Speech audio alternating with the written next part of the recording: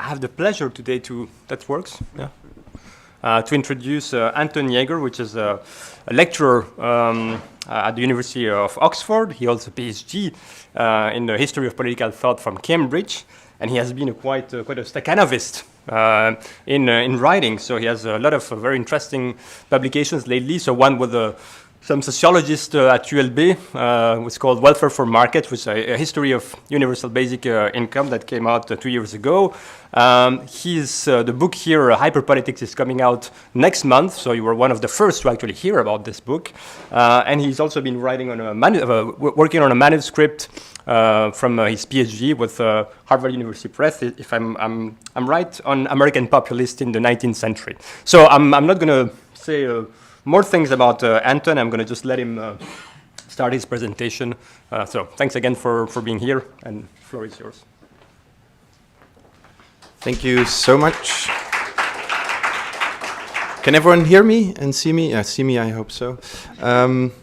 Thank you so much for the introduction, Danielle, and thank you very much for the invitation. So, of course, I'll be speaking in English, but if anyone afterwards feels they really need to ask a question in French or in Dutch, that's absolutely allowed as well.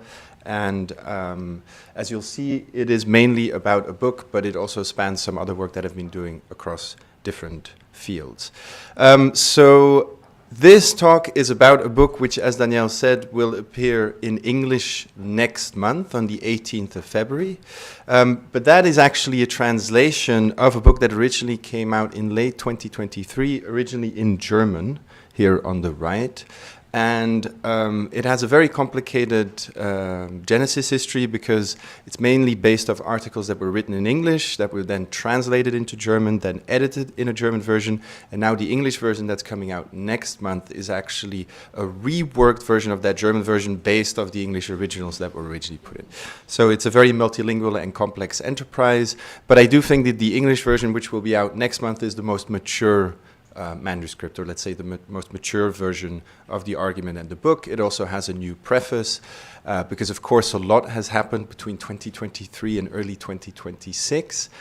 Sadly, history moves very, very quickly in the 2020s, so any social scientific diagnosis has to keep up with the times.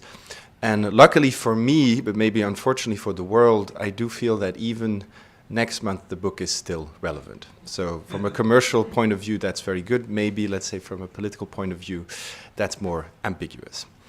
So the book is called Hyperpolitics, as you can see. In German, it has a subtitle called Extreme Politicization Without Political Consequences, so Extreme Politisierung ohne politische Folgen. That subtitle doesn't appear on the actual cover title of the English one, but it does appear then in the book itself. It's a title which I feel slightly uneasy with now, or rather a subtitle, although I'm willing to defend a conditional version of it. But it, of course, is a book about a new concept, and it's a concept that's meant to make sense of a new political present as well. So to summarize what the book is about, it's about a mutation in political culture in the last 10 to 15 years. I'm mainly talking here about Western political culture. So that is, let's say, the United States and Europe, even though you can make some extrapolations towards the rest of the world. But I do have to admit that my empirical grasp of those cases is simply too limited to say anything with confidence about it. So in the book, it's mainly about what I call the political West or the OECD world. At the same time, it is inevitably also a global story, but that happens on a broader level of generality. So a mutation in political culture, particularly in the West, and the question, how might we conceptualize, rather, that change in political culture? Now, I want to start with an article that appeared, I think, about 2 years or a year and a half ago by one of the high priests of Anglo-Saxon liberalism, a columnist for the Financial Times called Janan Ganesh. I think he writes a weekly column for the FT. It's of variable quality. Sometimes it's very interesting. Sometimes it's, I think, deeply uninteresting. But this is a piece that appeared at the end, I think, of 2024. It's called The Rise of the Political Casual. And I think it gives a good indication of the kind of phenomenon that the book is trying to dissect. Of course, from a very specific elite perspective. So Ganesh is often part of a kind of Atlantic jet set very cozy with the London journalistic world and also with high finance. But the fact that even he is picking up on some of these signs should be an indication just how deep this transformation goes. And so the article is called The Rise of the Political Casual, and the subtitle is The Age of Apathy Made for Better Company and Less Dangerous Politics. So what is he actually talking about? I'm just going to go through the entire article here. It starts with a cocktail party somewhere in Scotland with some of Janan Ganesh's elite friends, and he describes a meeting with, I think, a woman who's also president at this party. So it's in Umbria, it's twilight, some summers ago, a social gathering in the hills. I'm easing into the evening when a British guest finds out what I do for work. And so he's a journalist. What do you think about Boris? So Boris Johnson in that case. She means, shall I tell you what I think about Boris? I perform my office, tossing out some thoughts about our then Prime Minister that she doesn't pretend to register. When it is her turn, I know what's coming. And she says, you know, behind the clown act, I reckon he's quite a shrewd operator. Then Janesh continues. This opinion, which was last interesting in 2001, is the political version of Arsenal wants to walk the ball into the goal. It is what you say when you care about the subject enough. So clearly he's very annoyed by the fact that someone at a cocktail party wants to talk about politics with him, where before politics seemed to be something he was exclusively interested in and was not a generally shared interest across society. And then he continues and says, in her defense, she's of the times. At the turn of the millennium, the golden age of apathy, of 60% voter turnout, casual political chat was rare because it was considered naff or in bad taste. It is now ambient or omnipresent. Whether events since Brexit, Donald Trump raised public engagement with politics or the higher engagement brought about by the events, we'll come on to. Either way, social life has changed so much for the worse that it is better to be vague about what I do for a living than risk embroilment in topical podcast-level jibber-jabber. So clearly the fact that he is a specialist in politics and, let's say, talks and writes about politics for a living, and that interest has now spread across society is proving quite irritating to him. And then he continues, there's a misconception that football fans aim to avoid people who have zero interest in the sport. No, the real drag is the casual, the office pest who wonders how your lot got on over the weekend. Not discussing something at all beats discussing it in half measures. Now imagine how much true that is of politics. 100 times across 2024, a near stranger will tell me that Trump is going to get back in. Given the closeness of U.S. election, how is this worth saying? Now, I think that's a spectacular miscalculation, of course. Trump did get back in, but I think the general point he's trying to make there is very clear. If it were just boring, the rise of the political casual needn't trouble us, but there is evidence to suggest the stakes are much higher. And so it's not just a problem at his cocktail parties. Those who unbalanced Western politics over the past decades weren't just zealots. Your zealot being rare and so eerie as to spot it a mile off is containable. On the other hand, if millions of people go from serene indifference to politics to some commitment, that is another kind of test for civic order. So he's talking about a new form of political engagement or a new way of relating to politics that's very typical of the 2020s, which is not quite the same as zealotry or enormously high polarization, but a kind of ambient but very weak and not strongly institutionalized type of politicization.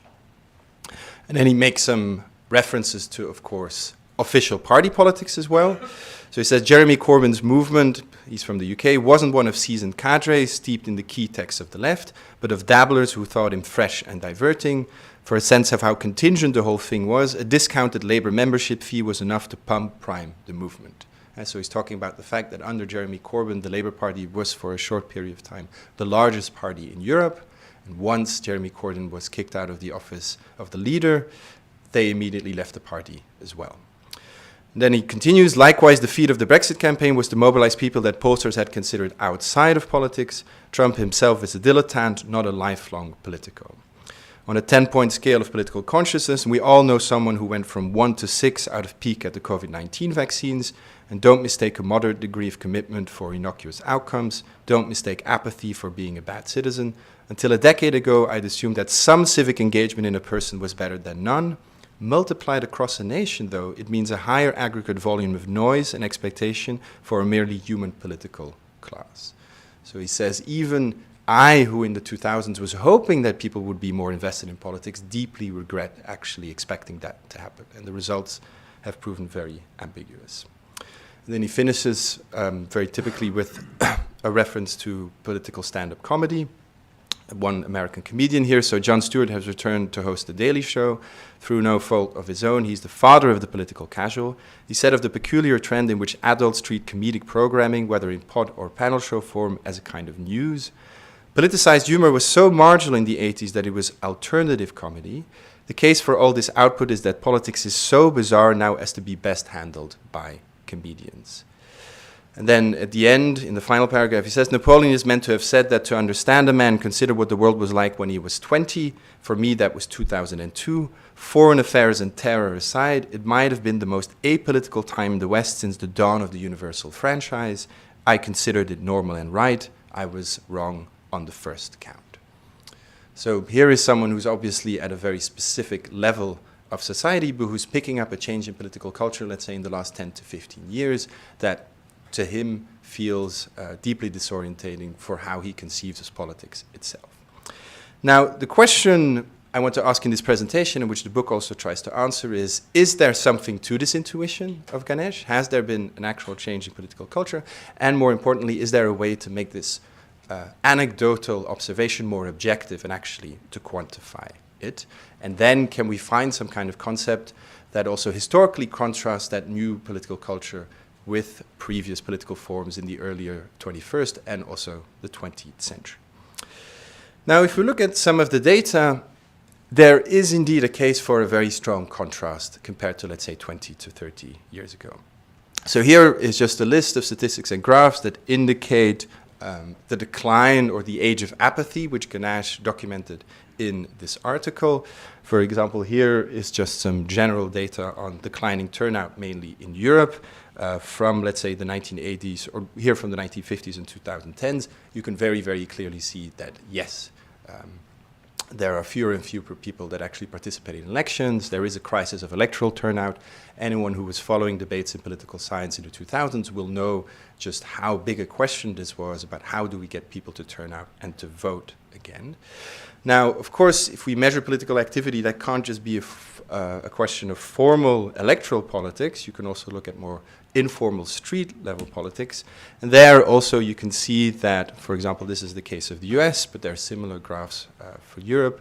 There has been a marked decline in protest activity throughout the 1980s and the 1990s, certainly if you compare it to the high tide of the 1960s and 1970s. Now, of course, let's say the anti-globalization protests or the anti-Iraq war protests in the early 2000s mark an exception to this trend, but as a whole, you can see there is a secular decline. Now, this is the period, let's say, from the 1950s until the 2010s, which is a period of declining political activity. Ganesh's hypothesis is there's been a return of some political conscious engagement and activity since 2008, 2009. To him, it's an anecdotal observation. Is there anything quantitative, or can we measure this more objectively? And in fact, yes. So if you look at all the social scientific work on this question, both on a global but also on a more restricted Western scale, there's been a remarkable uptick, mainly in protest activity since 2008, 2009. So this is from The Economist in the late 2010s, where they measure protest activity both in Europe but also on a global scale, and they very strongly insist that there has been an increase in protest activity since 2008, 2009. So on that quantitative indicator, there has been an increase in political activity. There is a recent book by an American journalist called Vincent Bevins, named If We Burn, The Mass Protest Decade and the Missing Revolution, that actually gathers also some of this data on it. And he reinforces this suspicion that we see in The Economist about rising protest activity. And he even calculates, although it's a contentious statistic, that the so-called decade of protests from, let's say, 2010 to 2022 or 2020 is probably the era in human history in which, both quantitatively and in terms of turnout, humans protested the most they ever did. So it's a record decade in terms of protest activity. So there again, Ganesh's suspicion that there has been an increase in political activity is borne out by most of the data. And you can see this also in the last year, so it's not just a question of 2010 to 2020, but also in the last 5 years, in the 2020s, there is a remarkable uptick in protest activity, particularly also in the United States. And we can also see this on the level of electoral turnout. And this is where it gets really quite interesting. If we look, for example, at turnout for US presidential elections in the last 5 years, there are now record numbers of turnout. They're returning to levels that were last seen in 1904. So that's a 100-year high, and it's really something that can be registered once again to the 2010s. It's not just a question of presidential elections in the US. So as you can see on the right here, even for something like midterm elections that don't draw the same numbers, there is now the highest turnout for over 104 years. So there, the quantitative evidence for a renewed politicization or renewed investment and interest in politics seems to be very clear. Of course, these are American examples. America, I think, is a very spectacular case of the type of polarization and politicization we're talking about. But even if you look at some of the elections that usually inspire very low enthusiasm, namely European parliamentary elections, you can see they've reached a 20-year high in the last 5 to 6 years. And that means there's actually even a remarkable increase for some of these electoral turns that usually don't draw any voters at all. So yes, once again, Ganash's hypothesis can be borne out by some of this data. There has been a remarkable increase in political activity. Of course, this is a secular general trend. There are exceptions. There's no way to generalize across all these different cases, but structurally, you can clearly see this increase. Now, one tendency we've noticed, and which has been quite widespread, particularly in political commentary, is that this increase in political activity we've seen in the last 10 to 15 years, let's say since 2010, invites historical analogies. Right? There's a tendency to compare our current burst of politicization to, let's say, 20th century's episodes. And of course, the most widespread analogy that's often been made is with the 1930s and the 1940s. Because this is, once again, a kind of political model we have as to what an intensely polarized and politicized society looks like. And of course, there's another reason why this analogy is so attractive, because most of the increase in political activity, particularly in Europe and also in the US, has seemed to benefit forces on the far right of the political spectrum. And so the return of political activity seems to tendentially favor far-right forces, which once again invites comparisons with the 1920s, 1930s, and 1940s as a previous era in which a very highly polarized and politicized society seemed to drift towards the far right. There are many examples of this historical parallel I could give here. There is, for example, a book on the question whether Trump in the US should be considered an instance of American fascism, which is treated in this book, Did It Happen Here?, which was edited by Daniel Steinmetz Jenkins. There are all kinds of talks about the question whether we're returning to the 1930s. And then here on the left, you can see a Flemish or Belgian example of this by Dirk Verhofstadt, who's written a so-called diary of the year 1933, where he sees an almost perfect parallel between the rise of far-right forces all across Europe and the ascent of Hitler in the early 1930s. Now, there are many reasons to be critical or rather skeptical of this analogy, or why it doesn't seem to be the case that we're actually returning to the 1930s. But the most important way to see the contrast is not just to look at, let's say, these indices of political activity or how politicized a society is, but a different kind of question: how institutionalized or how strongly organized is this type of political activity? And so if you go back to Aristotle with some basic political philosophy, the question is not just whether man is a political animal, but man is also a herd animal. There is a social side to this. And then the question doesn't just become how many people are protesting, how many people are participating in elections, how many people are engaging in political assassinations, but how many people are members of political parties, how many people are members of unions, how many are members of religious institutions, and how could you compare, let's say, these indices of political activity with the organizational indices of how strongly organized is this society. This is a very typical feature of that previous era of the 1920s and 1930s and 1940s, is that it was an era of high politicization, a very strong polarization as well. But at the same time, that type of political engagement was also strongly institutionalized. It was very difficult to imagine political activity outside of organizations such as political parties or even paramilitary formations. That, I think, is the most important contrast with the political activity we're seeing in the last 10 to 15 years, is that it's actually gone hand in hand with a further decline in institutional membership. And here, of course, there's a massive social scientific literature, which we can talk about for hours, but I'm just going to give you a couple of indications. So as we're looking at an increase in political engagement and more people, let's say, expressing and communicating their political preferences, we're looking at the question of institutional membership or the organizational density of the society. And there, the kind of crisis that was first registered in the 80s and the 90s, much discussed in the 2000s, has only accelerated in the 2010s. And so this is just an indication of the voting tallies of traditional classical parties in Europe, particularly here in Belgium, in the last 10 to 15 years. This is already an indication of the trend I'm talking about, but here, that's the most spectacular example. We're looking at party membership in the UK from 1970 to 2016. And there you can very, very clearly see that massive slump in, or the crisis of party democracy, as it's called.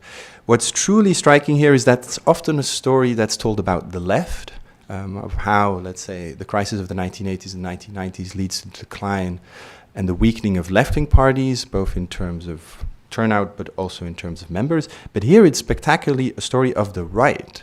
Right? So in the 1960s, 1970s, the Conservative Party still had more members than the Labour Party had.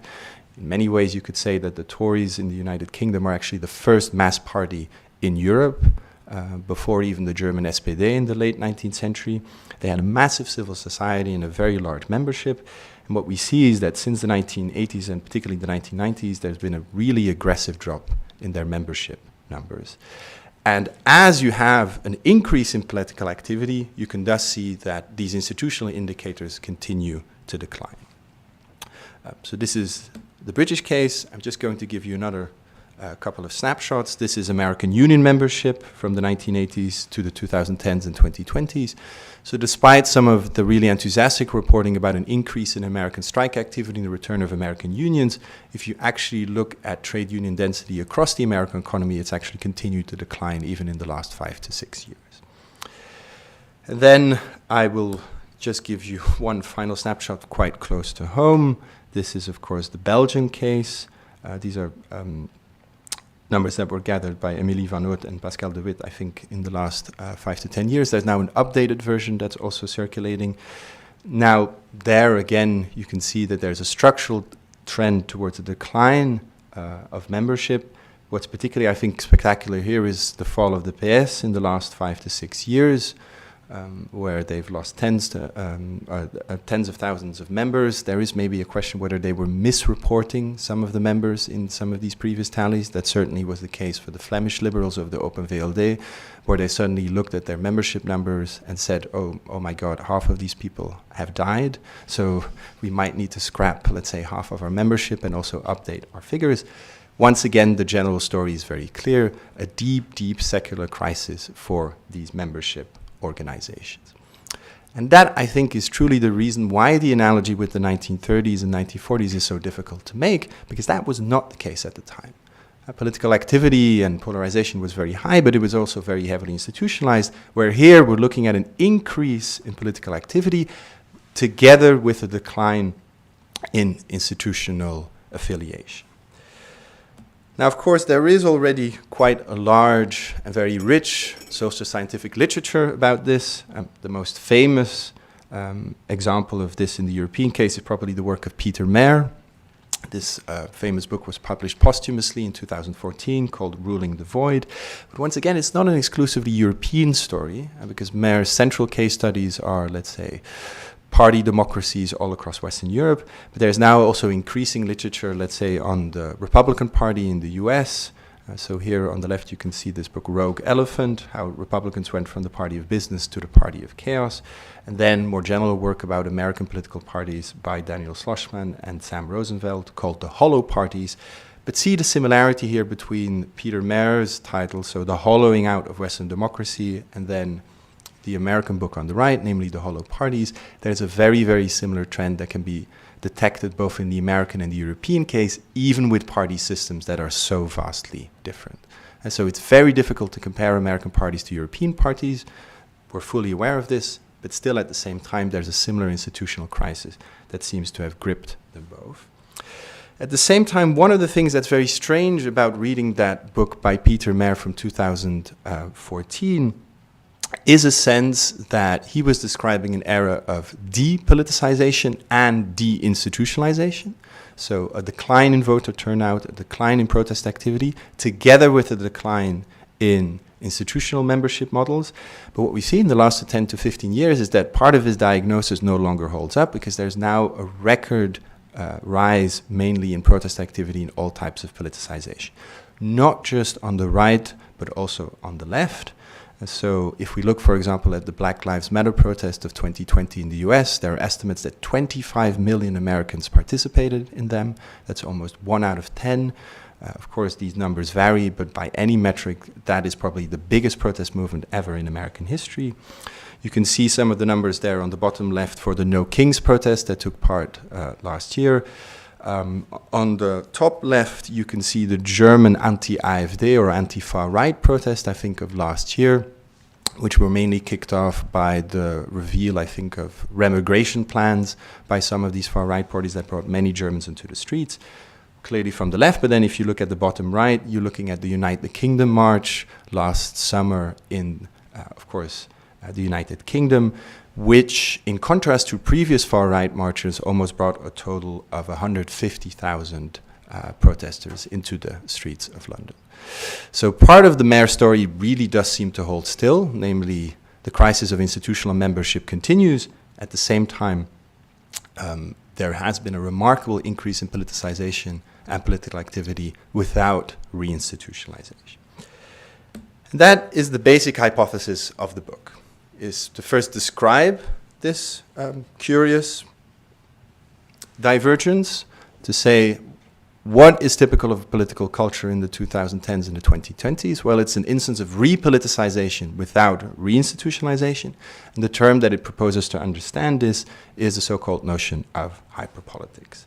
Now, to put this very schematically, this is not at all, let's say, extremely mathematically careful, but if we put this intuitively and we put together some indices about, let's say, party membership, general density for civil society, and then different indicators for protest activity, electoral turnout, political assassinations.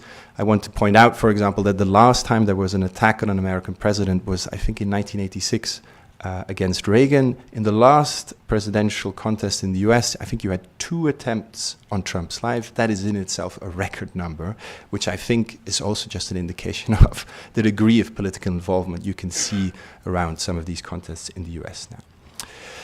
So if we take, let's say, the 1920s and the 1930s as the nominal peak of both politicization and institutionalization, to say that's when society was most politically engaged, but also very strongly institutionally organized, you can see what you can call an X-shaped development across the 20th and the 21st century.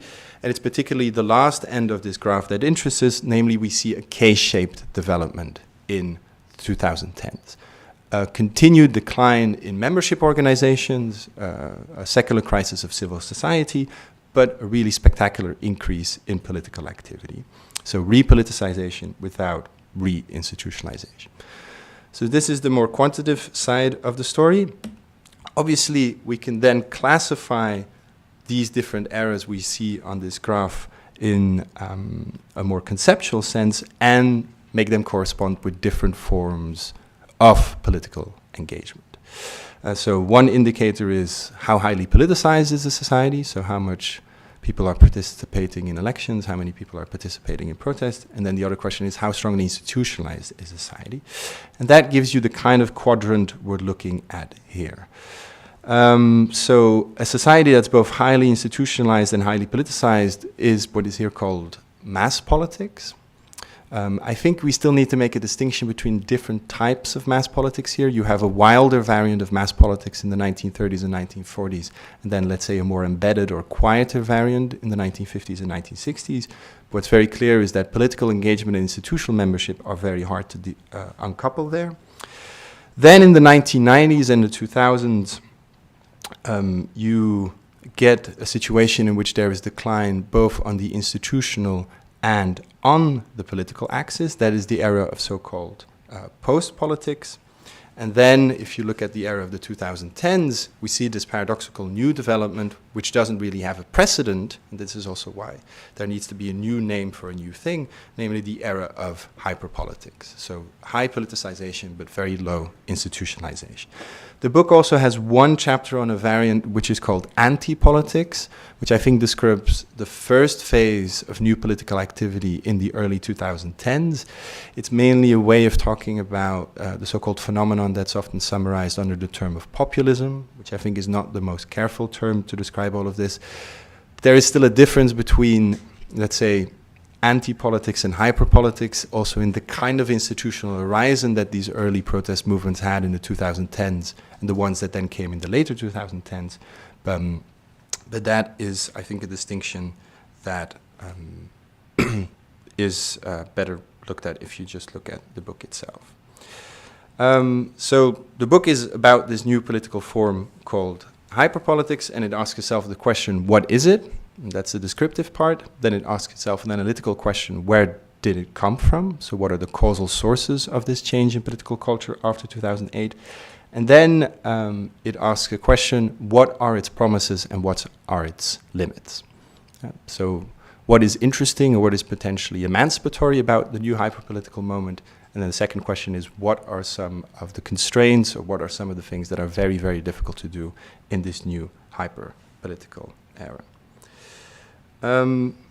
So as I said, I'm obviously not the first person to talk about these themes, and even the notion of hyperpolitics itself was first introduced by the German political philosopher Peter Sloterdijk in the middle of the 1990s. It meant something slightly different with him than the kind of diagnosis that I'm putting forward.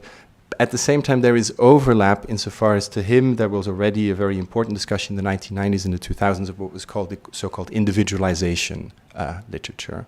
Namely, what does it mean to have a society in which all these institutional organizations are in a very profound crisis? But then he asked himself this question, what would politics look like in a society in which parties and collective organizations no longer have these representative mandates? There is more recent work that I think overlaps with this diagnosis more strongly, and most famously there's the book by Jürgen Habermas, so eine neue Strukturwandel der Öffentlichkeit, that really speaks to the same diagnosis. So of course it's an update of the doctoral thesis he published in the early 1960s about the structural transformation of the public sphere. And now in the last 5 years he's written a new version, much shorter, of course, of that original book, in which he speaks about, let's say, a new structural transformation of the public sphere. To him, this is a transformation that's very closely connected to the rise also of social media. So in that sense, there is an important discussion to be had about what is it about political activity in the 2010s that's easily facilitated by social media. At the same time, I think there's a tendency in Habermas's work to treat, let's say, digital or social media as a monocausal explanation of the rise of this new political culture. As if you can simply say that all the new political activity can be related to the declining costs of political expression, which social media has brought with it. While my question is rather, no, in what kind of political environment were these social media platforms launched that made it so easy for people to then latch onto them and also apply them for types of political mobilization? So that is the more descriptive and analytical part. I just want to finish with one testimony by an American journalist on the eve of the election of 2020, in which she repeats some of the hypotheses we see with Janan Ganesh. So she says, I've always been interested in politics. For much of my life, this was a niche interest. But then she continues, the election of Donald Trump has made politics all-consuming. Everything has become political, from what sports you watch, what products you buy, and even how you protect your own health. The people who once shared cat videos on the internet now share stridently political memes, and third-tier staffers have become celebrities. So once again, it's an indication of the new political culture I'm talking about. The question then becomes, what are the promises and the limits, or what is normatively interesting about this new political form, and what are its potential constraints?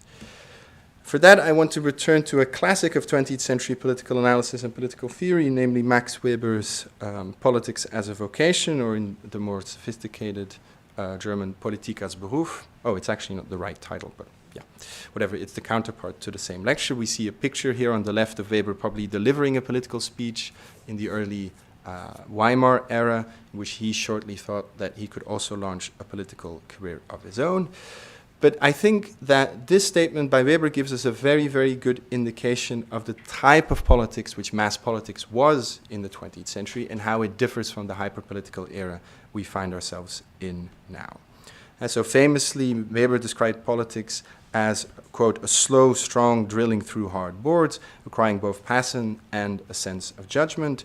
The person fit to take part in politics had to be a leader, and actually he uses the word Führer in this very quote, which was omnipresent but takes on a very specific association, of course, later in the 1930s. Indeed, the politician must, in a very simple sense of the word, be a hero, and even those who are neither of these things must put on the armor of that steadfastness of heart which can withstand the defeat of all hopes. Now, what is important to notice contextually about Weber's lecture is that, of course, it's anything but a manifesto for radicalism. So it's delivered in the winter of 1919, which is the time of the so-called German Revolution, and his remarks are actually a veiled critique of the revolutionary impatience of the German Communist Party, who sought to import the Russian Revolution into Germany.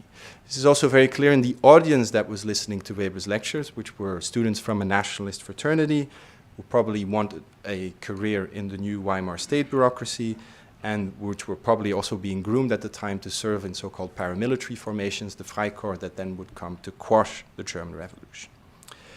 What's very important to see, however, is that despite this hostility towards the far left that you see in this lecture by Weber, you still see they're also children of the same age. So however top-down his plea for politics as a vocation, it does affirm a form of politics that's much more institutionalized and that is much more organizational than the hyperpolitics we see today.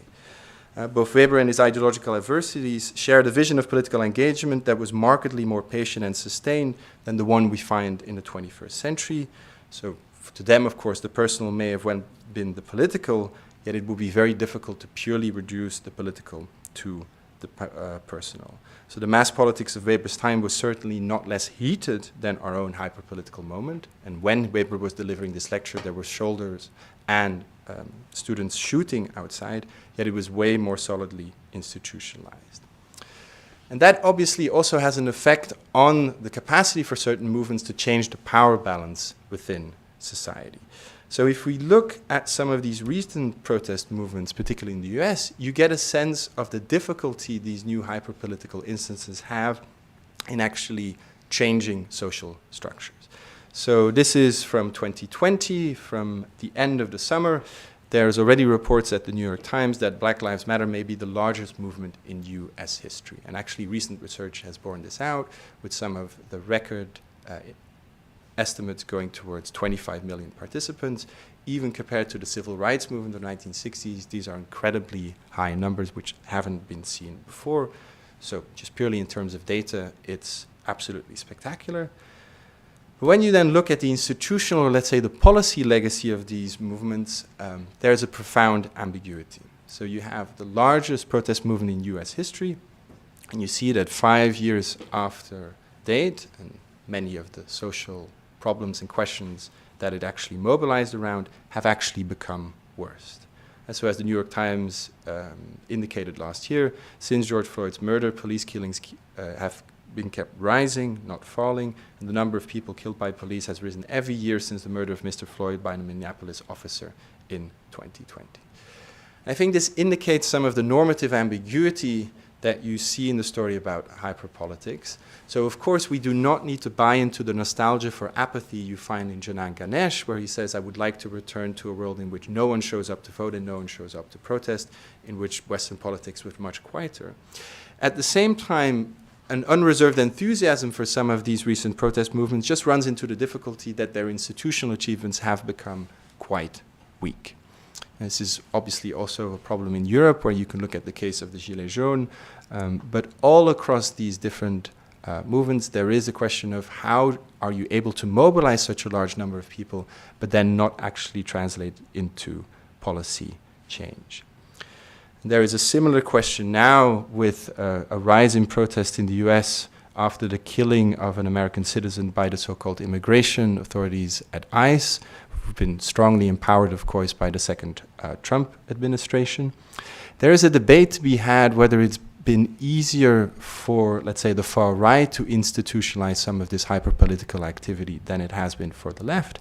But even here, there remains the question, both on the right and the left, how is it that so much political activity today doesn't seem to translate into institutional change?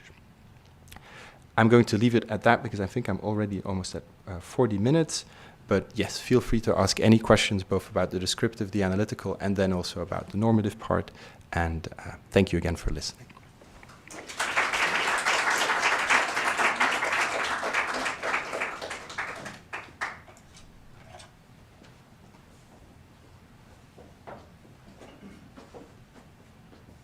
If there are any questions.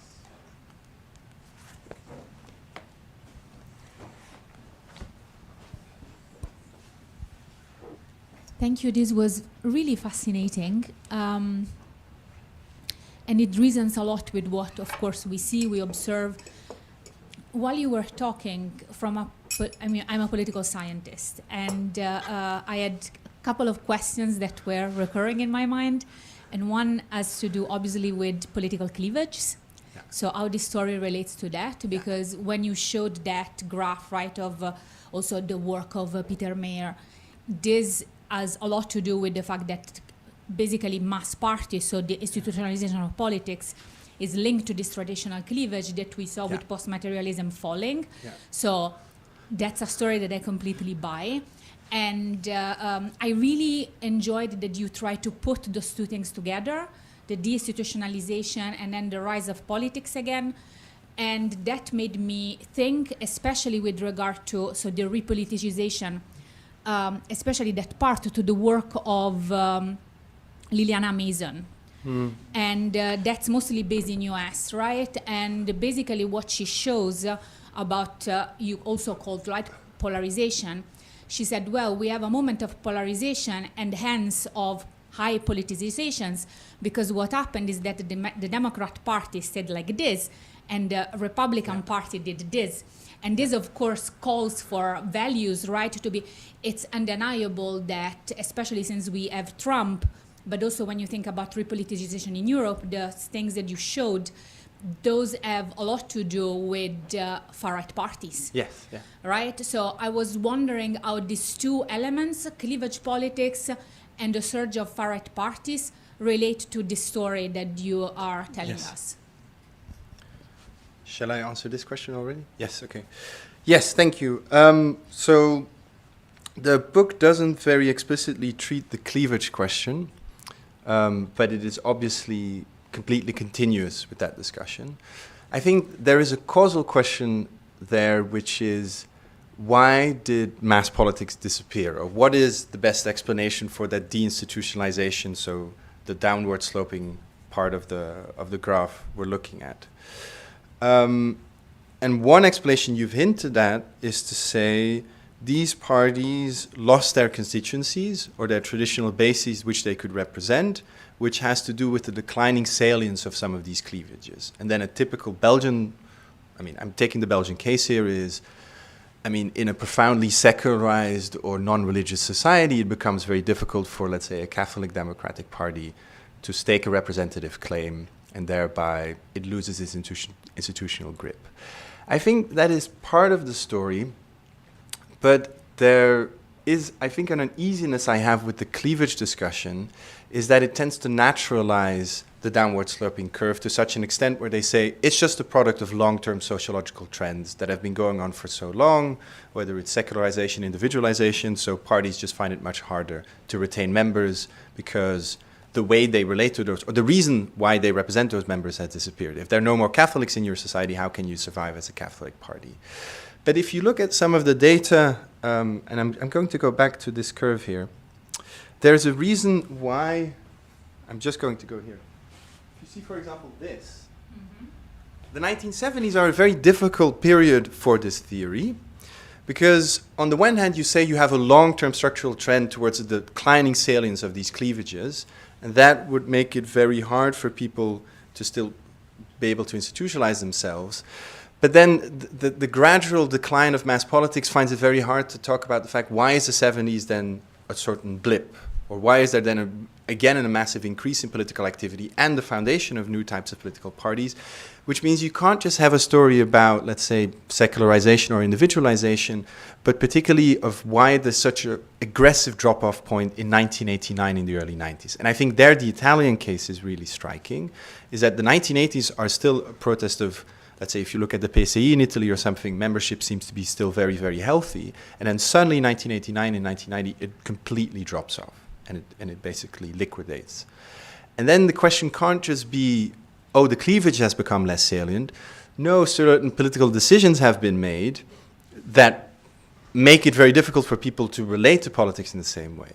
And there, I'd say that's not just a cleavage story, it's a political economy story almost, about what are the political preconditions for the transition from the order of the 1980s into the 1990s. So the book has a chapter on this.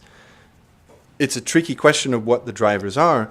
Cleavages are important, but I don't think only talking about cleavages is going to get you the full story of what actually happens. When it comes to polarization, and if I understand it correctly, the asymmetry there is between, let's say, the right-wing variant of this new hyperpolitical area and the left, I think it's very clear that in terms of, let's say, not just election success, but also participation in government, the far right has, or let's say the right part of the spectrum has profited more of that new environment than parts of the left have. What are the reasons for this? I think several hypotheses can be given. Maybe the benchmark in terms of success is not as high on the right as it is on the left. So if you make a contrast, let's say, between Salvini in Italy and, let's say, Tsipras in Greece, you can both win an election and get into government and then try to carry out a program. In the left-wing case, you're punished for it more severely if you're unable to carry it out. And there might also be a question of, do you have access to certain types of private funds which parties on the left don't have access to? And so you can have a lot of hyperpolitical activity on the left and on the right. And I do want to indicate that it's not just a story of the right exclusively or the left exclusively. It happens across the spectrum. But maybe because you have access to private funds, it thereafter becomes much easier for the right to institutionalize some of this protest activity into structures that then can be financed with private money. I think what you're seeing with the second Trump term, where they're clearly trying to go for a more institutionalized version of the politics they first pioneered in 2016, there are attempts at this.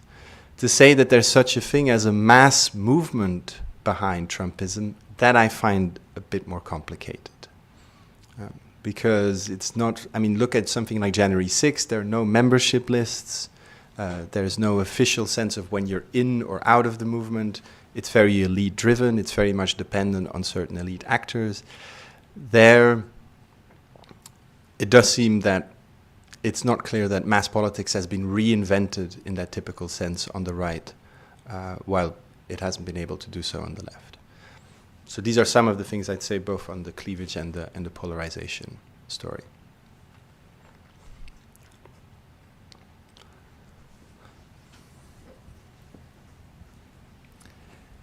Hi, yeah, thanks a lot, Anton. It's really interesting.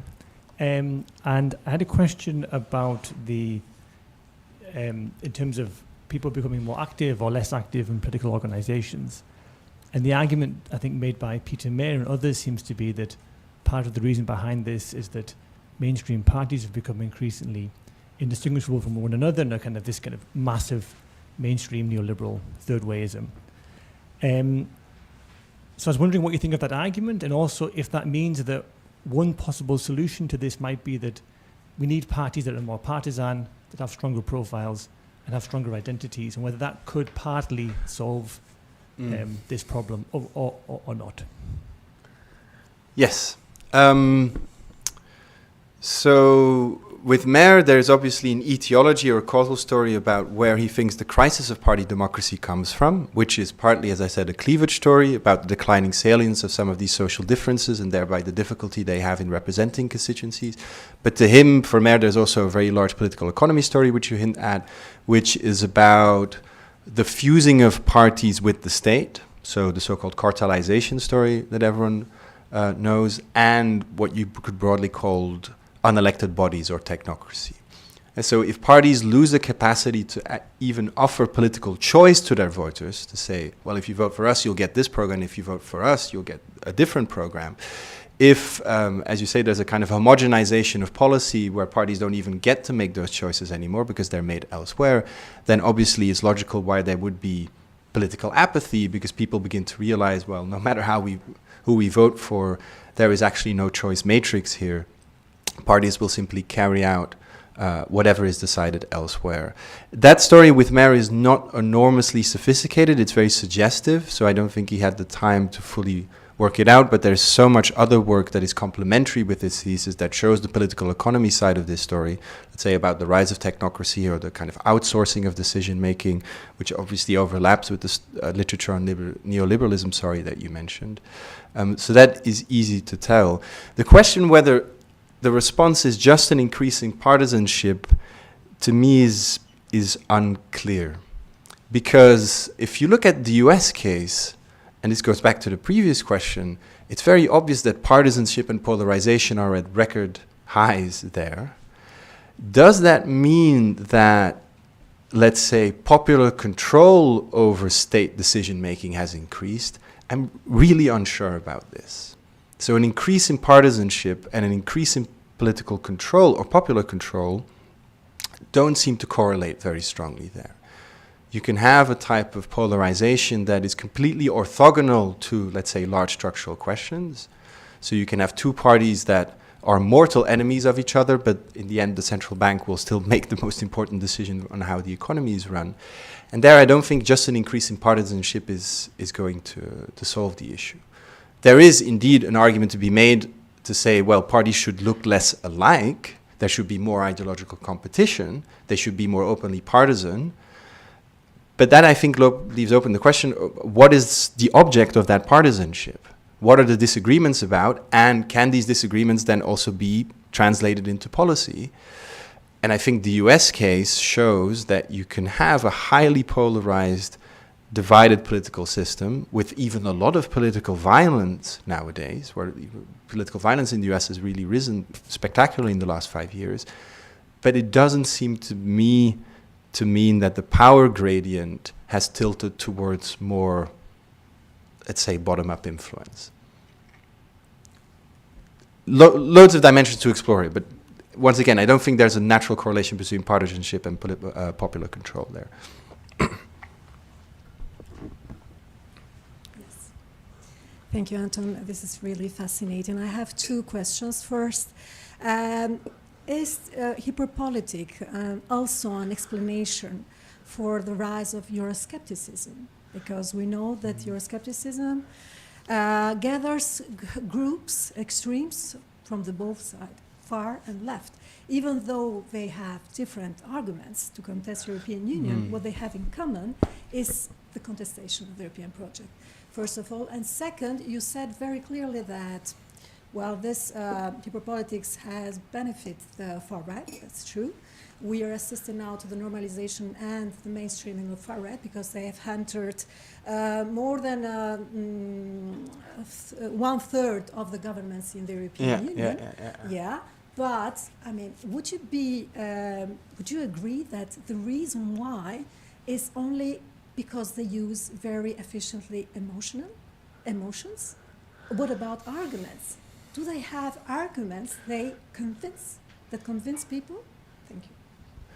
Thank you. Yeah, so on the Euroscepticism question, I'm not entirely sure whether this concept is really able to make sense of all political phenomena that we can detect, let's say, in the last 10 to 15 years. I think there is something to the idea that a profoundly deinstitutionalized political system in which membership is very low and which the tie to political parties is very weak, also makes for a political debate in which ideological positions are very syncretic and difficult to predict. So what parties in the 20th century, sometimes in a very authoritarian way, did for their members was also offer a possibility for cognitive mapping. You had a certain worldview which is incalculated by the party, and that means that if you had one specific viewpoint on a specific issue, that obviously translated into another set of beliefs that came with this. With the unmooring of political parties, that means people can now take a certain political position, but that doesn't mean you can read off what their other views are based off that one political position either. So there's a lot on this on the polarization literature, is that someone can hold one opinion on the COVID vaccine and then another opinion on a different subject. And precisely because there are no sort of institutional reference for any of these ideological points, it becomes very unpredictable. And this, I think, is a better way of saying how is it that, let's say, Euroscepticism appears both on the left and the right and can unite people in all kinds of unpredictable coalitions. This is not completely new, but I think it is also partly a story of the deinstitutionalization we're talking about here. The second point about emotions, yes, but I don't see how the center-left or even at the center there is no appeal to emotions necessarily. I think that there's more of a question of why is it that since the 90s and the 2000s, there's been a tendential increase for far-right parties on the electoral level. In the 2010s, there has been a qualitative leap, namely, they're no longer simply participants in electoral systems or oppositional forces, but they've actually all become contenders for government. So, as you say, 1/3 of these governments are now populated by far-right parties or are in some kind of coalition agreement. And the question then becomes, why have they been able to translate some of the political energy of the 2010s, so the increasing voter turnout, for example, in the way that they've actually become governmental players as well? And I don't think that's a purely rhetorical question. It's not just a question of how they've appealed to their voters. It's also a question of how they've suppressed or gotten rid of parts of their program, and clearly they've been able to build certain voter blocks that are much more difficult to build on other sides of the political spectrum. Maybe partly through appeals to emotion, but I don't think that's the whole of the story.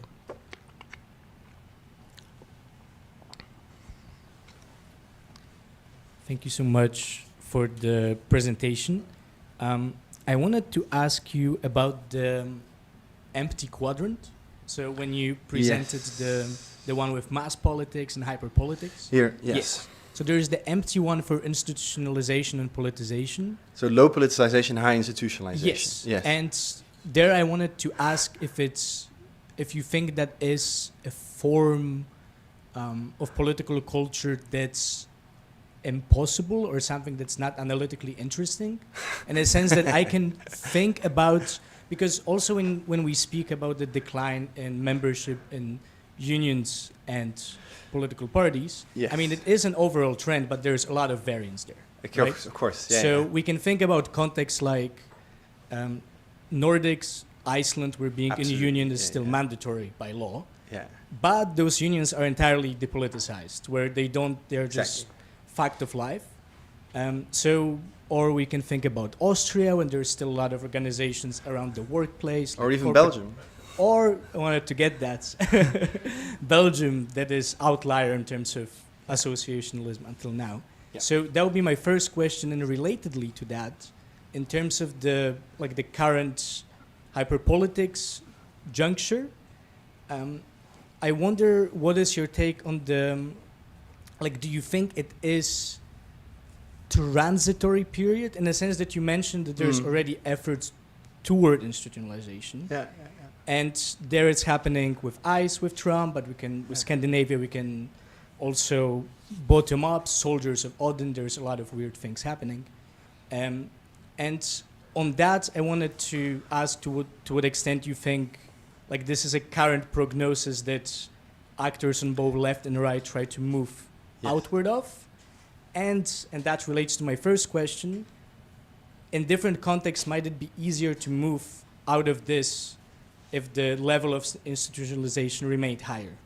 And here we get to Belgium, where, like in the current situation, like the fact that the union membership remained higher is making the introduction of the reforms, neoliberal reforms, more difficult. Whereas, for example, where I'm from in Poland, where gray men in suits from IMF disbanded all the unions in the 90s, any leftist organization is happening from scratch, necessarily. Yeah. So there's this lag between hyperpolitics and some form of mass politics would be perhaps larger in Belgium. No, enormously important questions. Thank you so much.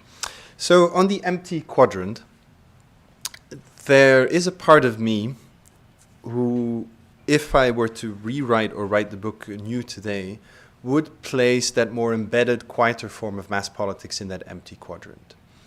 Because you can imagine a type of high institutionalization, so very large or high party membership or high union membership, but with no political consciousness whatsoever.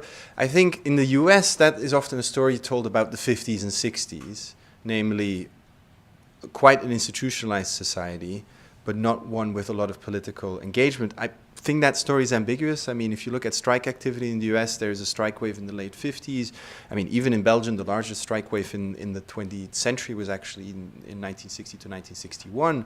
So the story we tell about the Trente Glorieuses is often one of low politicization, high institutionalization, but in practice, actually, that's much more ambiguous. In a Tocquevillian sense, that's a Tocquevillian dream, right? Namely, everyone's in their little platoons and in their civil society organizations, but they're not doing any crazy political radicalism. But I'd say the embedded form of mass politics can be in there. The example of passive membership, I think, is also an instance of this in a more contemporary setting. Insofar as you say, there are a lot of European cases where, for example, unionization remains relatively high, but the political activation of that base proves very difficult. And one spectacular example of this in Belgium is that the FGTB or ABVV, so the traditionally socialist union, has internal statistics that about 40%, I think, I have to look up the numbers, but it's really spectacularly high. About 40% of the membership are far-right voters. And so there's a massive disconnect between the union card you have and your political preference, which means that the relationship to the union you have is purely a service-related relationship and is not a political one. And that is also the reason why within these unions there are now these long-standing attempts to politicize their own membership, to translate their union membership into a specific political preference and to say, if you're a card-carrying member of our union, you should not be voting for the far right. So yes, there is a form of institutionalization that doesn't translate into low politicization. Your second question relates to this because I think it is ambiguous. On the one hand, this high level of institutionalization might make politicization difficult, and it's precisely the strategic dilemma which these unions have vis-à-vis their members who vote for the far right, because they say, if we're going to interpolate them and ask them not to vote for the far right, that might push them out of the union. Because they might say, you have nothing to say about our political preferences, you're simply here to defend us in the workplace, do not become a political actor to us. And this means that, let's say, the move from the top left quadrant to the quadrant there or even there to the bottom right might be rendered more difficult because of the high institutionalization, precisely because you have such a transactional or even clientelistic relationship to your union that you will not tolerate political interference from them. At the same time, the Polish counterfactual, the difference between Poland and Belgium is very clear.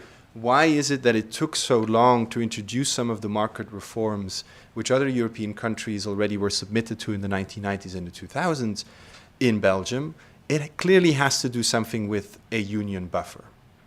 Right? The union buffer, and I think also the non-majoritarian political system, so the fact that you constantly have to form coalitions also across the language divide, makes it very difficult to implement a pro-market neoliberal program.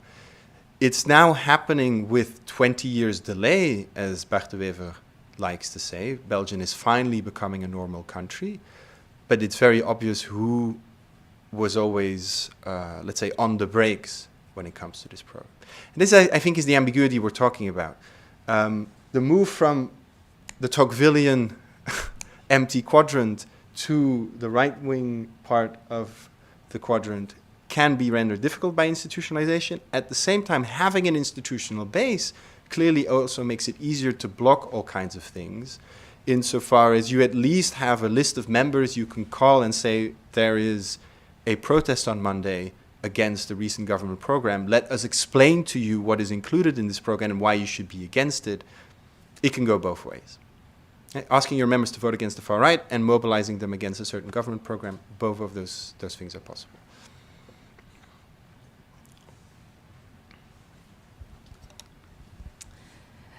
Thank you, Anton. I very much enjoyed the lecture. I look forward to reading the book. I would like to invite you to expand a bit on your normative views and the normative aspects of your diagnosis, and to push you a bit, or as an invitation, a very open question. Hyperpolitics, is that a pathology or a condition? And is it a pathology or the sum of all other existing pathologies, like individualization? Omran mentioned neoliberalism. So how to make sense of that? If it's just a condition, like one of the previous transformations of representative democracy, I'm thinking of Bernard Manet, Nadia Urbinati. How can you make sense of that? There was with past late Manet, a big discussion between Nadia Urbinati and Bernard Manet on whether or not audience/spectacle hyper-democracy was a pathology or not. Nadia was very vehement on it being bad in Trumpian terms. But Manet felt like this is something we just have to kind of suck it up and deal with it. This is a change. So where do you stand? Okay, a very confrontational question for me. I will say that some of the language I've been using, so of a diagnosis or a prognosis, makes for a certain medicinal or clinical jargon, which makes it seem as if I'm describing pathologies. At the same time, if you look at each of these political forms, each of them is a pathology in their own in their own way. Post-politics obviously is pathological. You only need to read the novels by Michel Houellebecq from the 90s and 2000s to get a sense of how, let's say, diseased that form can seem. Hyperpolitics obviously has something frenetic and very nervous about it that makes it seem pathological.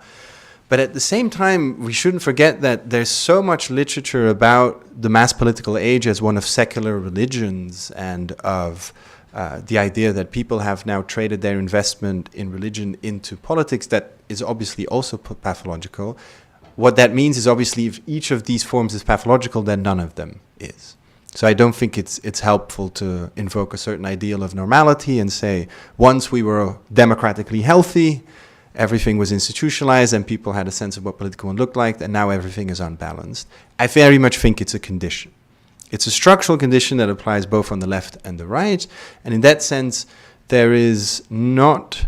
I want to be very clinical about this and say, we're looking at a new type of political engagement that has very deep roots. You can like it or you can hate it, but you do have to realize that it's not an individual moral problem that deserves condemnation. And in that sense, I'd be more on the side of Manet than Urbinati, in the sense that Urbinati has a very strong tendency to pathologize these new political forms, obviously also because of her own political sympathies, but I don't think that helps you understand them more firmly. At the same time, even if you do not want to pathologize, that's what I indicated at the end, I do think you need to ask yourself the question, what is the horizon of this new hyperpolitical condition? Even if it's not a pathology, it comes with certain limits and constraints. And that means it was easier to achieve certain things in, let's say, the mass political era than it is in the hyperpolitical era. And that leads you to a strategic conclusion, whether you're on the right or on the left. What are the preconditions for social change? And what you see nowadays, I think, is quite a cruel paradox, where hyperpolitics encourages a lot of mobilization and also contestation, but it's proven very difficult to translate it into policy change. And if you would like to see policy or social change, the question then becomes, is reinstitutionalization possible? And I'd be, let's say,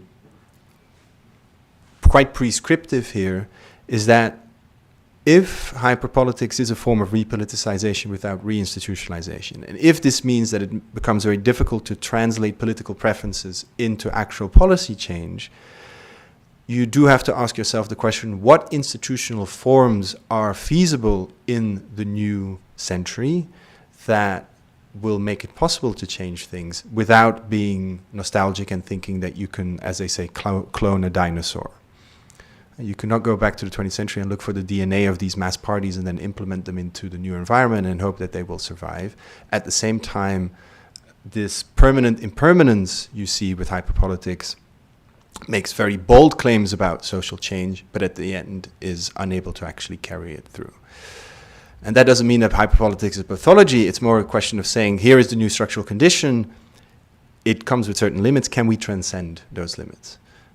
But that is a different question, because that's a question of what are the institutional forms that are adequate to the era, that are neither purely nostalgic or that fully embrace the fluidity and the inner determinacy of this new political culture that I think are, bound to disappoint many people. Because you have 25 million people in the streets, the largest number in American history, and 5 years later there's no institutional structure, and on the policy level things have gotten worse.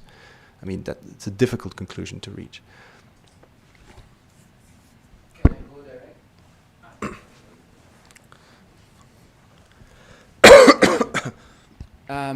Well, thank you, and also thank you, the audience, for the nice discussion. I was indeed moving, I wanted to move from this point to, okay, if it's a condition, and as you say, I think it's quite nicely described how there is a difficulty then to bring change at policy level.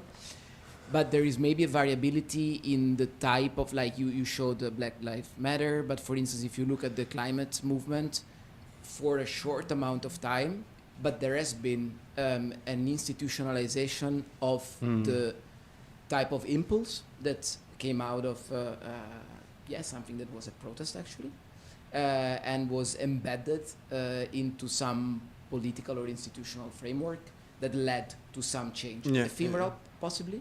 And maybe this question was more relevant 2 years ago because now they are dismantling it.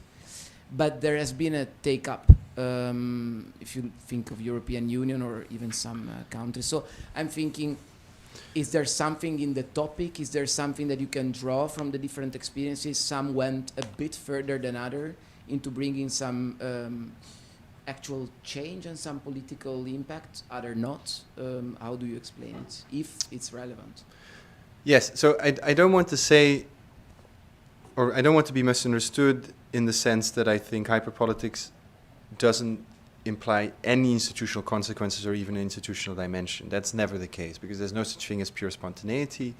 And there is obviously the fact that large protest movements have had really major socio-cultural effects, and particularly also discursive effects. So even if you look at these numbers, so this is the institutional story, the original problem which was, let's say, contested, or which was under discussion at the time.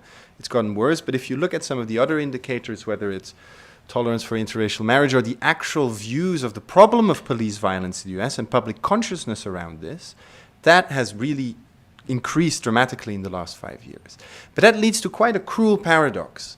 You can have a society that has a general consensus on the existence of a problem.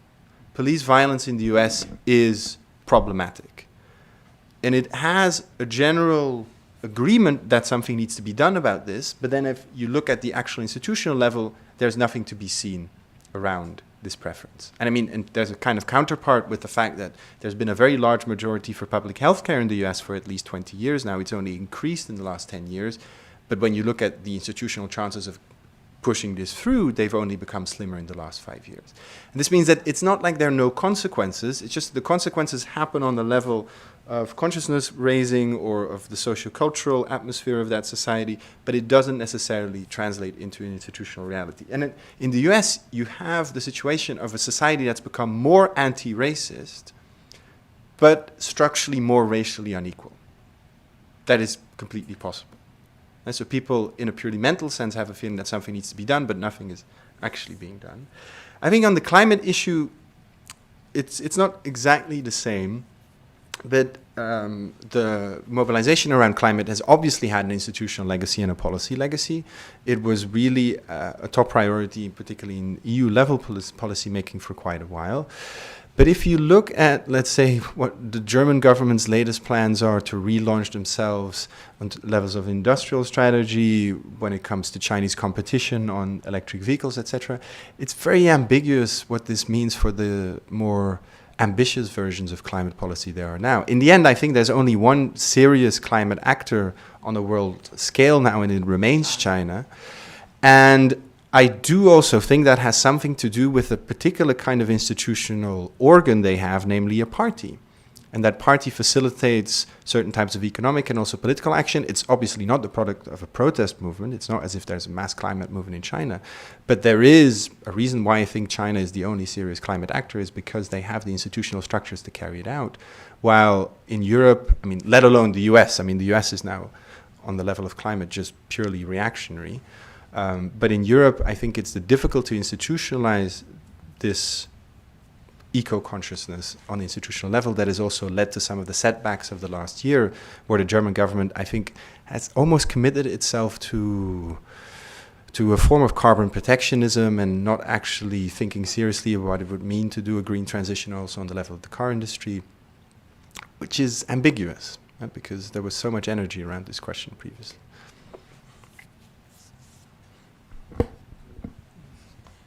Yeah, thanks, Anton, so far also for the interesting discussion. I think I had a question about the sort of the necessary link or translation of this politicization into institutionalization, as in, is institutionalization the only way to translate social mobilizations? As in, I feel like you've used institutionalizations in two ways in your presentation, and on the one hand, institutionalization of people in mass parties, party membership, union membership, and so on. On the other hand, institutionalization as in policy change. This is the only way to translate movements into actual policy change by translating that into a party.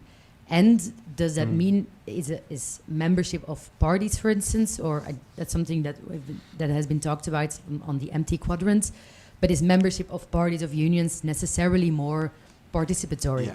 If membership of parties would be higher, do people actually have the feeling that they can contribute? Yes. So would that be a solution to what we see is happening here? No, that's a very important question, and it goes back to the empty quadrant discussion, where the type of passive membership, so high institutionalization with low politicization, and it's very true that a level of high institutionalization does not necessarily imply that you have a bigger capacity for policy change. Because let's look at Belgian unions in the last 5 years. I think their membership number has actually increased still. So 60% of the working population in Belgium is in a union. It's quite an exception and an outlier compared to neighboring countries where the decline has continued, while in Belgium it's actually grown. But on the level of policy making, it's very clear that the unions have less and less influence on how governments make decisions.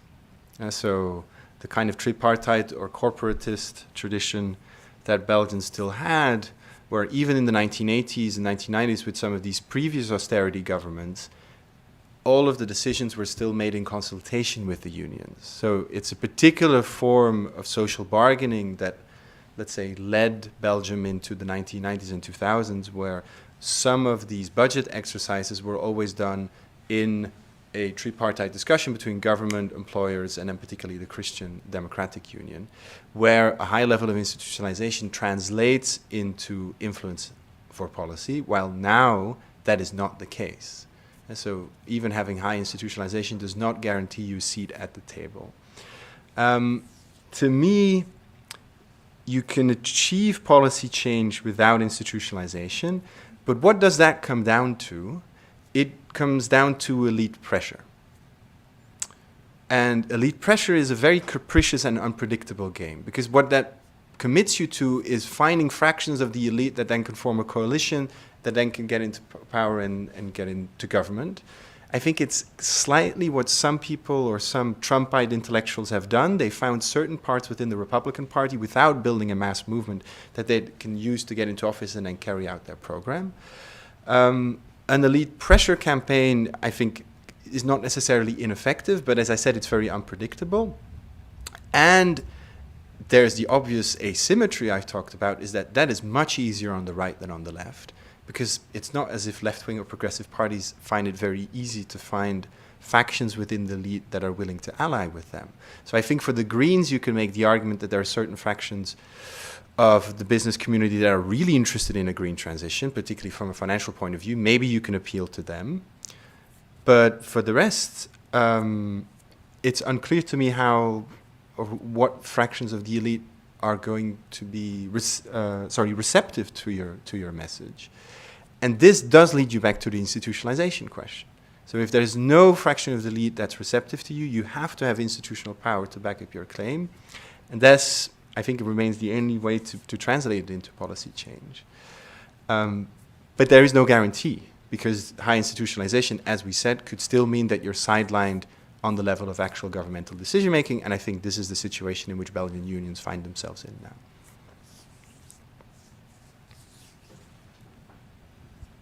Thank you. A more trivial question. What made you choose the picture you choose for the cover of your English version of the book? What does it say? This one. Yeah. This one. Oh, that is a very, I mean, it's not a very long story. You can just read the opening chapter of the book. It's a picture by a German photographer called Wolfgang Tillmann, so probably one of the most famous contemporary artists. They're photographs that were taken of a party that was held in Berlin in 1989. So it's a photograph of a woman at a nightclub, I think in East Berlin, shortly after the wall fell.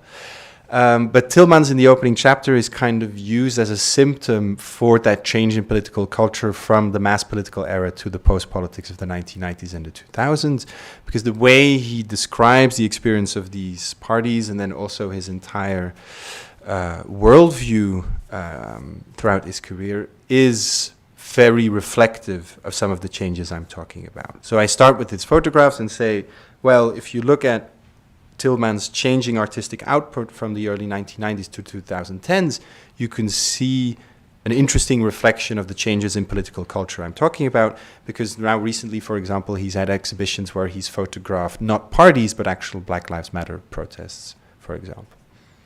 And so in that way, it's a way to kickstart the entire discussion.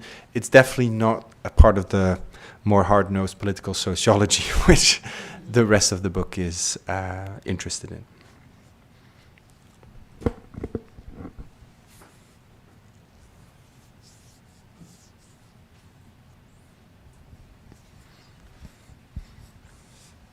Thanks, Anton. Can you... yes, I was interested in that graph. So you start in 1900, and I wonder, have you thought about what happens with your categories if you apply them to the 19th century? Yes. I mean, are they applicable at all? I'm just thinking about France before the 1848 revolution. Yes. I mean, you have like mass movements, workers' movements, and of course that doesn't translate into policies because you don't have a workers' party. Yeah. And then what happens at the end of the road is that you have a revolution. So so I guess one question is like, what about the 19th century? And it's a very broad question, but I just want to hear your thoughts about this. And then the second question is like, is revolution one of like the, the kind of like, one of the things that could happen, one of the consequences of hyperpolitics? On the first question, yes. So the book is mainly a 20th and a 21st century story. It makes this chronology where it says mass politics, so this part of the quadrant there, is born somewhere between 1848 and 1914, which is obviously a really ridiculous way to periodize. But I think there's some truth to that because, as you say, the Marx and Engels' Communist Manifesto, which is actually not called the Communist Manifesto, but the Manifesto for the Communist Party, is a very open plea to create or to institutionalize political activity. Because during 1848, you've had several decades and years of intense protest activity, also strike activity, and the argument Marx and Engels make is this is all very important, but it's not going anywhere without the institutional organ of the party. And then from 1848 onwards, starting on the left, but also on the right, this is something that should not be forgotten, but the right is interested in mass politics very early on, as I said, for example, with the Conservative Party in Britain, to control democratization. You have a steady institutionalization of political engagement. But if you were to extend this graph, my hypothesis would be that you have a kind of symmetry of it. Namely, here we have an X-shaped development, while in the 19th century, institutionalization is still relatively high when you look, for example, at the religious dimension of it. But it's not as if parties exist. It's not as if unions exist. Even on an elite level, parties get introduced very late. I mean, the Bernard Monnet story is very famous about this, that parties as an institution take a long time to be accepted by all kinds of different factions or sides of the political spectrum. But the period of the 1830s and 1840s before 1848 does show a very interesting resemblance with some of the material we see on this graph, namely a level of quite high politicization, but necessarily high institutionalization. Because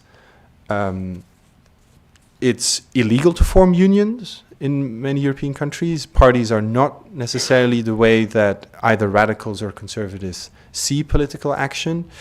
But at the same time, you have strike activity, you have protest activity without that institutional structure. And that, I think, is probably the most promising precedent for the situation we're talking about today. So instead of going back to the 1930s and 1940s, that might be a more adequate analogy for our situation, keeping in mind, of course, that this is an era this is a pre-democratic era in many cases. General suffrage is not an established fact. It's still to be achieved in many European countries. It still takes 100 years, particularly in Britain, only after 1918. So I think that's a big difference with today, is that is before democratization actually sets in. The second question is about, what was it about? Sorry, yes.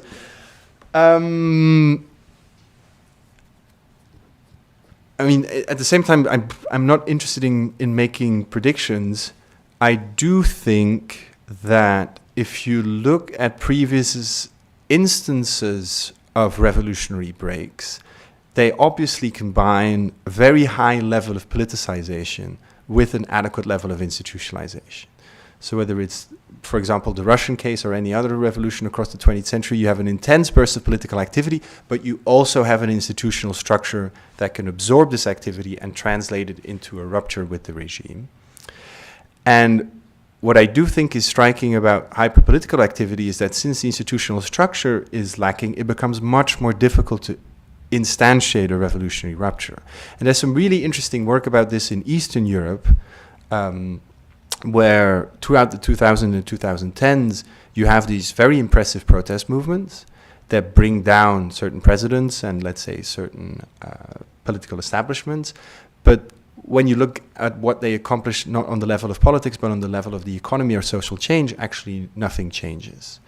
And so, for example, someone has talked about Ukrainian politics in the 2010s, so before the Russian invasion, as political revolutions without social revolutions. Because, for example, the distribution of wealth or the distribution of power in society doesn't necessarily change after those revolutions. What changes is the political personnel. That can be changed. While if you look at a revolution in a more classical 20th century sense, it's both a profound political but also a social rupture. It completely changes the class sociology of a society. But you can clearly have certain types of regime change that do not imply a social revolution. And that, I think, is one way of talking about the revolutionary potential of hyperpolitics. Is maybe politically something can change, but that doesn't mean that other domains of society are necessarily affected.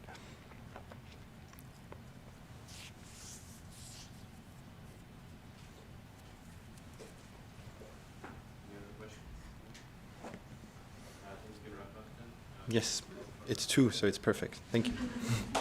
Thank you.